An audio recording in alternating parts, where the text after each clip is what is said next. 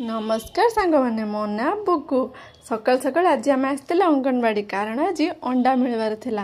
अंगनवाड़ी रे पहुँचला बेलू मात्र 3 जन पिला ही आसी थे। आ से दीदी कहले सज सज दुर्गा पूजा छुट्टी सरी ना से कई पिला आसी ना।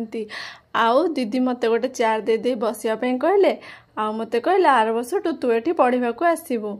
आते अल्प समय भितर सेठिका पिला माने मोर भल सांग हो गले। मो अंडा नहीं कि से टाटा बाय बाय कर पलि आसती।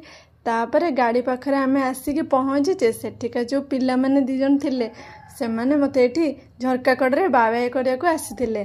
तापर तांको बाय बाय कर आम आसी पहुँचले ऑर्डर बाजार माछ मार्केट। सेठी तुआड़ी ठू आरंभ करी कंटिया पर्यंत सबू माछ मिलूला। आम गोटे बड़ रोही माछटे आनिले। आउ से भाई जनक रोही माछर भल भागे काटी छड़े काटी आमको देदेले। तापर आम आम माछ नहीं कि पलि आसुले रास्तार।